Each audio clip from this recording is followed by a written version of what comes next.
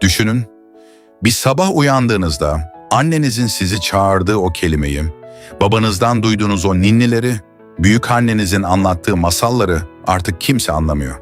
Sadece anlamıyor değil, yasaklı. İşte bu, tarih boyunca milyonlarca insan için gerçek olmuş bir hikayedir.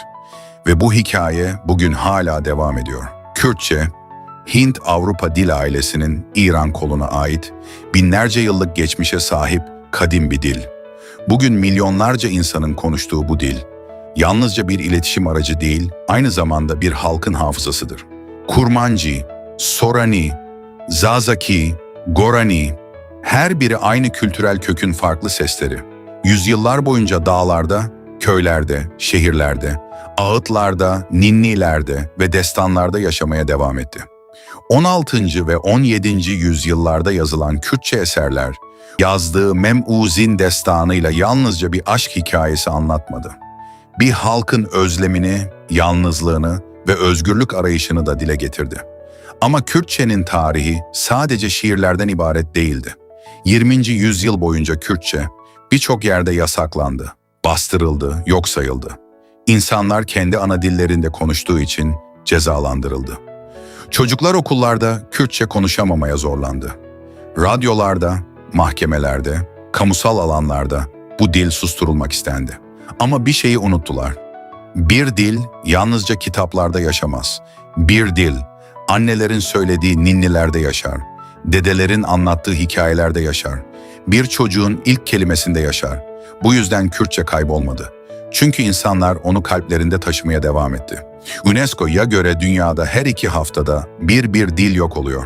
Ve bir dil yok olduğunda sadece kelimeler kaybolmuyor. Bir halkın dünyaya bakış biçimi kayboluyor. Doğayı tarif etme şekli, sevgiye verdiği isim, acıyı anlatma tonu, hepsi birlikte siliniyor.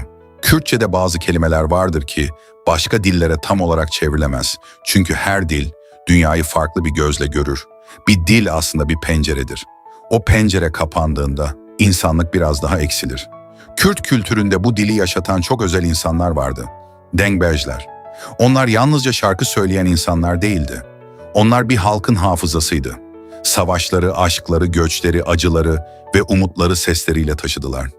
Şakiro gibi büyük dengbejler insan sesini adeta bir tarihe dönüştürdü. Bugün bile onların söylediği stranlar dinlendiğinde geçmiş yeniden canlanıyor. Dengbej evi gibi yerlerde bu gelenek hala yaşamaya devam ediyor.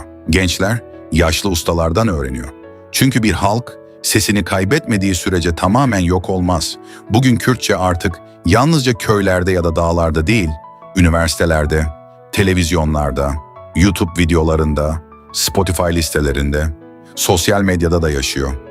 Dünyanın dört bir yanındaki Kürt aileleri çocuklarına ana dillerini öğretmeye çalışıyor.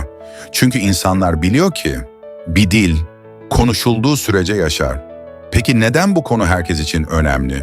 Çünkü dil çeşitliliği insanlığın ortak zenginliğidir. Nasıl ki bir orman yalnızca tek bir ağaçtan oluşmuyorsa, insanlık da tek bir dilden ibaret değildir. Her dil farklı bir düşünce biçimi, farklı bir hafıza ve farklı bir yaşam deneyimi taşır. Kürtçenin yaşaması sadece Kürtler için değil, insanlığın kültürel mirası için önemlidir. Dil hakları, insan haklarının ayrılmaz bir parçasıdır. Ve hiçbir dil, konuşulduğu için utanılması gereken bir şey değildir.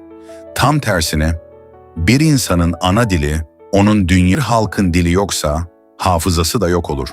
Bugün ise Kürtçenin şairleri var, yazarları var, müzisyenleri var, akademisyenleri var ve en önemlisi, bu dili yaşatmak isteyen insanlar var. Belki de bir dilin geleceğini belirleyen şey budur. Onu sevmeye devam eden insanlar. Çünkü bir dil anlatıldığı sürece yaşar, dinlendiği sürece büyür, sevildiği sürece ölmez.